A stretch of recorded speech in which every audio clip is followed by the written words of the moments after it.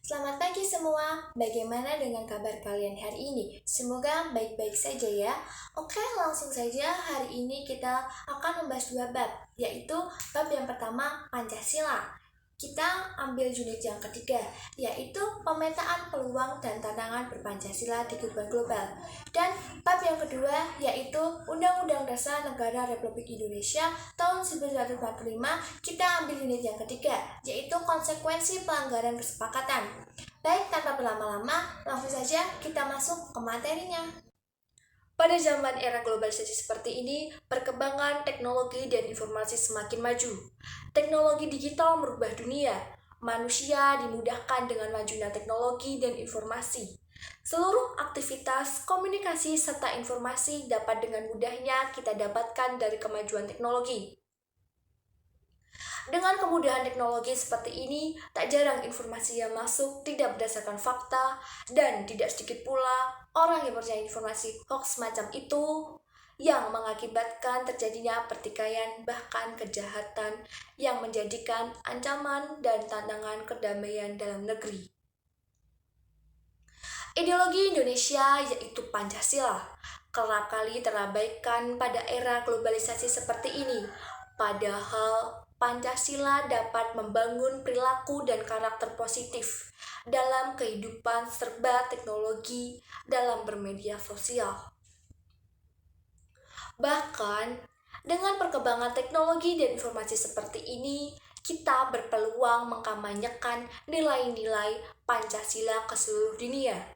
Akan tetapi, hal tersebut dijadikan tantangan bagi ideologi Pancasila di Indonesia.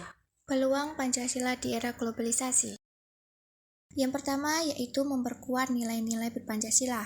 Dalam menghadapi globalisasi, perusahaan dapat memanfaatkan kesempatan untuk memperkuat nilai-nilai berpancasila dalam operasinya, seperti keadilan, kebersamaan, dan keberagaman, sehingga dapat memberikan kontribusi positif bagi masyarakat dan negara. Yang kedua yaitu mengembangkan produk lokal.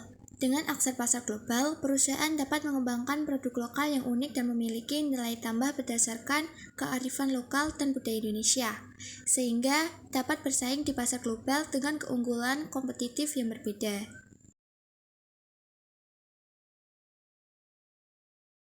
Lanjut, yang ketiga yaitu memperluas jaringan kerjasama internasional. Dengan globalisasi, perusahaan memiliki kesempatan untuk memperluas jaringan kerjasama internasional dengan perusahaan-perusahaan dari berbagai negara. Dalam hal ini, perusahaan dapat menjalin kerjasama yang mengedepankan nilai-nilai Pancasila, seperti saling menghormati, saling menguntungkan, dan saling mendukung dalam mencapai tujuan bersama. Yang terakhir yaitu membangun hubungan yang harmonis dengan berbagai pihak. Dalam menghadapi globalisasi, perusahaan dapat memanfaatkan kesempatan untuk membangun hubungan yang harmonis dengan berbagai pihak, seperti pemerintah, masyarakat, dan organisasi non-pemerintah. Dengan memegang teguh nilai-nilai berpancasila dalam hubungan ini, perusahaan dapat menciptakan lingkungan bisnis yang stabil dan berkelanjutan. Tantangan Pancasila di era globalisasi. Yang pertama yaitu kurangnya pemahaman Pancasila. Dengan masuknya berbagai budaya asing dari luar, tak sedikit masyarakat yang menirukan budaya tersebut dan menimbulkan pola pikir baru terhadap ideologi bangsa luar, dan bahkan sampai lupa ideologi identitas bangsa sendiri. Budaya-budaya tersebut dengan mudahnya masuk ke dalam negeri melewati perkembangan teknologi dan informasi. Dengan adanya internet, masyarakat dapat dengan mudahnya menyerap informasi dan budaya asing tanpa memfilter terlebih dahulu. Dalam kondisi seperti ini, Pancasila berperan sebagai filterasi supaya kita bisa menyaring hal-hal yang positif sesuai dengan nilai-nilai yang terkandung dalam Pancasila.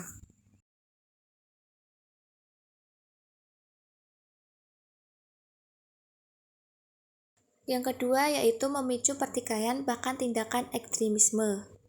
Selain kemudahan yang didapatkan dalam kemajuan teknologi dan informasi, tentunya terdapat pula dampak negatifnya. Dalam keadaan seperti ini, tak sedikit oknum-oknum yang memanfaatkan untuk kepentingannya dengan menyebarkan berita-berita yang tak sesuai dengan fakta. Berita hoax semacam itu dapat menimbulkan ujaran kebencian, pemikiran intoleransi, bullying, penipuan, penculikan, bahkan memicu seperti tindakan ekstremisme lainnya.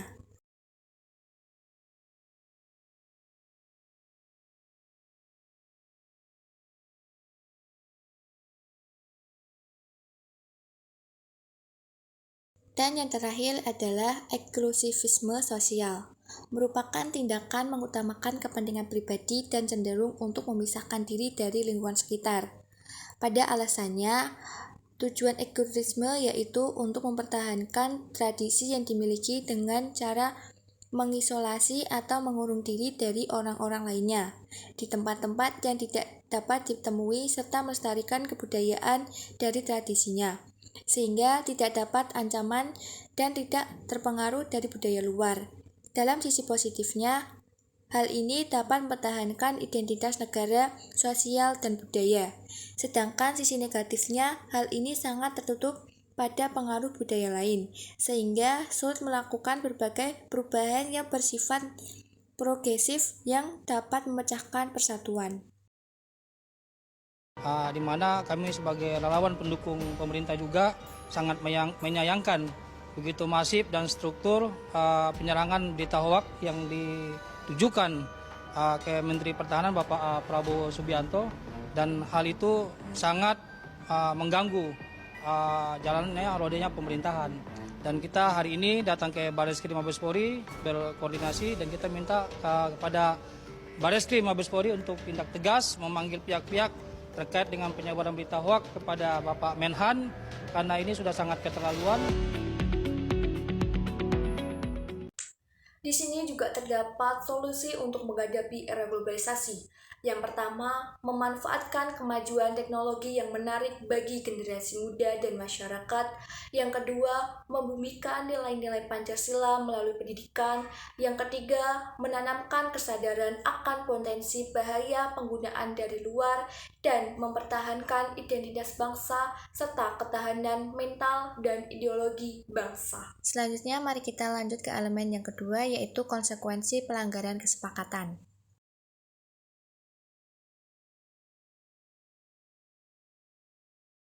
Konsekuensi kesepakatan norma sekolah. Kesepakatan atau juga pemufakatan diartikan sebagai sikap yang menyepakati akan satu atau beberapa hal oleh satu pihak dengan pihak lain, di mana kesepakatan tersebut dilakukan dalam rangka mencapai tujuan tertentu.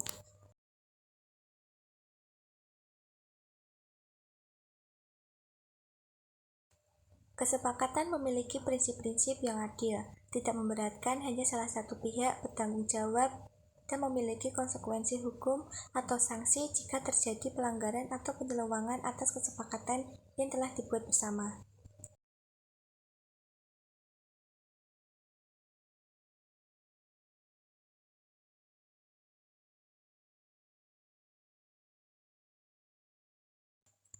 Antara norma dan kesepakatan. Kesepakatan dibuat melalui beberapa cara, melewati beberapa pertemuan dan diskusi yang mendalam, dan melibatkan banyak orang dengan segala kepentingannya.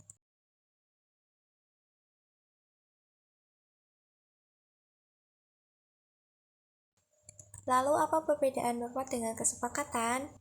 Norma adalah sebuah kesepakatan yang dibangun oleh masyarakat. Norma dibuat sebagai aturan bersama, sebagai cara hidup bersama, dan sekaligus menjadi pemandu untuk mencapai tujuan bersama.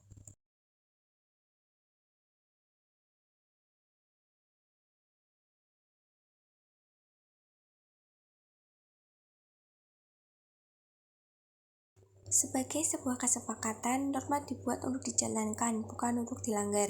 Siapapun anggota masyarakat yang tercakup dalam wilayah geografis ataupun non-geografis, norma harus melaksanakan kesepakatan yang dirumuskan dalam bentuk norma, baik tertulis ataupun tidak tertulis. Itulah mengapa norma harus dibuat sebagai cermin dari kehendak bersama, sebagai refleksi akhir dari berbagai pertimbangan yang melibatkan berbagai tokoh masyarakat, dari agamawan, ahli hukum, pemegang adat istiadat, dan ahli etika. Norma dibuat bukan sebagai cara untuk melegalkan tindakan yang bertentangan dengan sumber-sumber norma itu sendiri, yakni agama, hukum, sosial, dan kesusilaan. Oleh karena itu, norma harus ditaati. Apabila ada yang melanggar norma, harus siap-siap menerima konsekuensinya. Konsekuensi bukan hanya terhadap pelaku pelanggaran, tetapi juga dampak yang ditimbulkan terhadap masyarakat.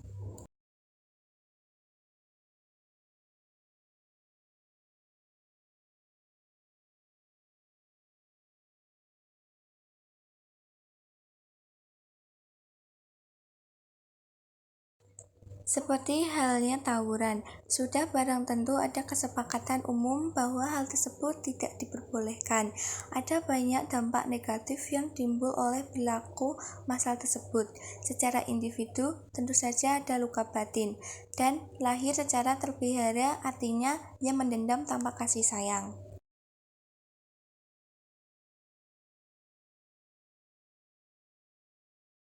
Secara lahir, banyak yang harus dirawat di rumah sakit akibat tawuran. Bahkan ada yang harus kebumikan keluarganya, kehilangan dan diliputi buta warna masyarakat juga menjadi terpecah belah, terkotak-kotak antara pro dan kontra. Selain itu juga dapat menimbulkan sentimen dalam masyarakat yang keberpanjangan.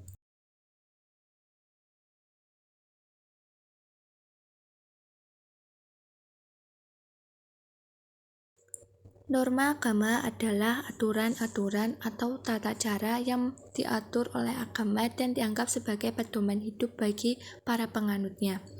Norma agama mencakup berbagai aspek kehidupan, seperti ritual ibadah, moralitas, etika, dan tata cara berinteraksi dengan sesama manusia.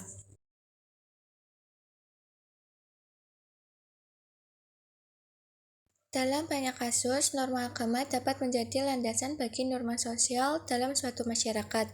Misalnya, larangan untuk melakukan perzinahan atau konsumsi alkohol yang diatur dalam ajaran agama juga dapat menjadi norma sosial yang diharapkan oleh masyarakat tersebut. Namun, seperti yang telah disebutkan sebelumnya, tidak semua norma agama akan menjadi norma sosial, terutama dalam masyarakat yang multikultural.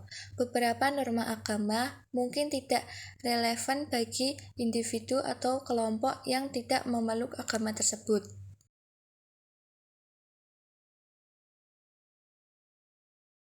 Meskipun begitu, norma agama tetap memiliki pengaruh yang kuat dalam membentuk perilaku individu dan masyarakat secara keseluruhan. Bagi sebagian besar penganutnya, norma agama menjadi pemandu utama dalam menjalani kehidupan sehari-hari dan berinteraksi dengan sesama manusia.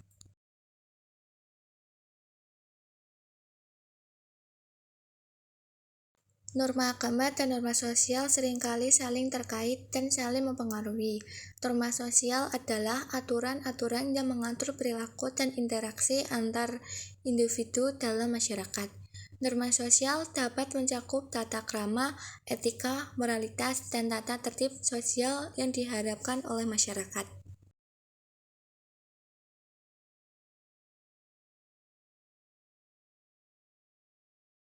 Dalam banyak kasus, norma agama dapat menjadi bagian dari norma sosial dalam suatu masyarakat. Misalnya, larangan untuk melakukan kekerasan atau mencuri yang diatur dalam ajaran agama juga dapat menjadi norma sosial yang diharapkan oleh masyarakat tersebut. Namun, tidak semua norma agama akan menjadi norma sosial, terutama dalam masyarakat yang multikultural. Beberapa norma agama mungkin tidak relevan bagi individu atau kelompok yang tidak memeluk agama tersebut. Sebaliknya, ada juga norma sosial yang mungkin tidak didasarkan pada ajaran agama tertentu. Meskipun begitu, norma agama dan norma sosial seringkali saling mempengaruhi dan membentuk perilaku individu dalam masyarakat. Keduanya dapat menjadi panduan dalam berinteraksi dengan orang lain dan dalam membuat keputusan moral.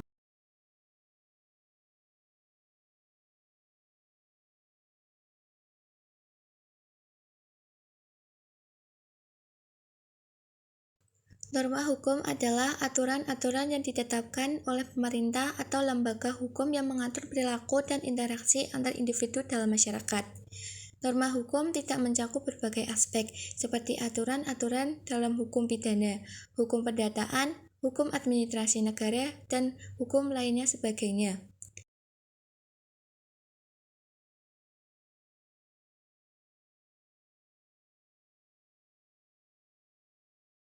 Contoh norma hukum di masyarakat antara lain adalah larangan melakukan tindakan kriminal, kewajiban membayar pajak, aturan dalam kontrak bisnis, dan lain sebagainya. Melanggar norma hukum dapat mengakibatkan sanksi atau konsekuensi hukum dari pemerintah atau lembaga hukum yang berlaku. Norma hukum bertujuan untuk menciptakan keadilan, ketertiban, dan perlindungan bagi masyarakat dalam kehidupan bermasyarakat.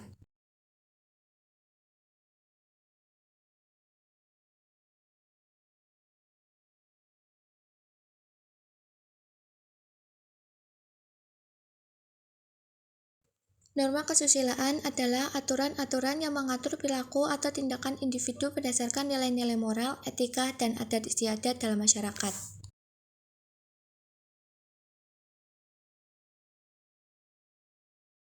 Norma kesusilaan ini mencakup berbagai aspek, seperti tata krama, sopan santun, kesopanan, dan nilai-nilai kebaikan.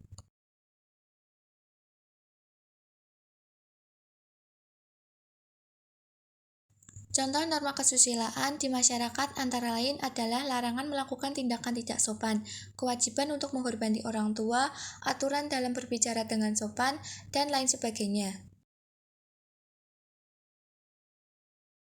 Melanggar norma kesusilaan dapat mengakibatkan stigma sosial atau penolakan dari masyarakat, meskipun tidak ada sanksi hukum yang secara resmi diberlakukan.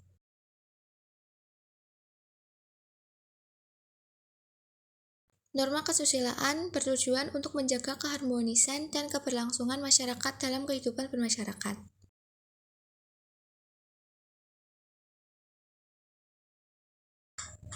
Ini adalah contoh dari norma hukum.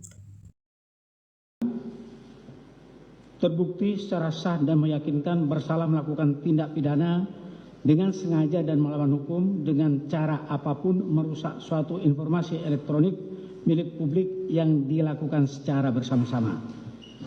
Menjatuhkan pidana kepada terdakwa oleh karena itu dengan pidana penjara selama 10 bulan dan pidana denda sebesar 10 juta rupiah dengan ketentuan apabila pidana denda tersebut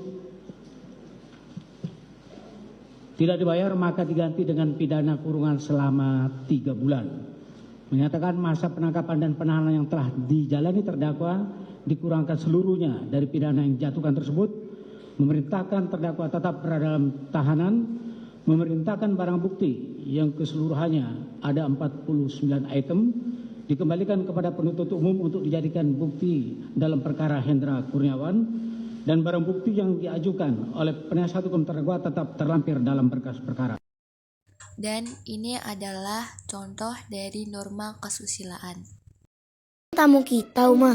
Kata Pak Ustadz, dalam hadis riwayat Tirmidzi, sahabat yang paling baik di sisi Allah adalah yang paling baik sikapnya terhadap sahabatnya.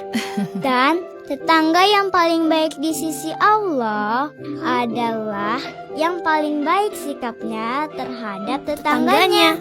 Loh, Wah, Kak Syifa juga hafal hadis ya? Iya dong. Alhamdulillah kalau kalian sudah mengerti adab bertetangga. Oh iya Syifa, ini jangan lupa sampaikan ini untuk Mama ya. Tadi Uma masak sayur sup. Wah, terima kasih Uma.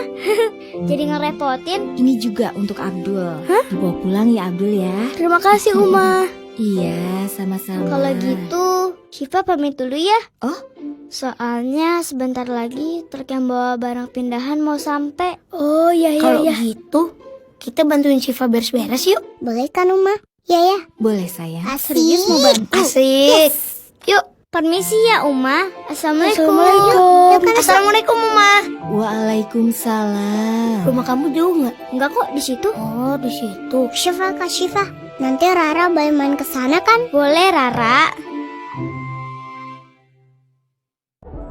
Sekian video dari pembahasan yang saya sampaikan. Terima kasih. Wassalamualaikum warahmatullahi wabarakatuh.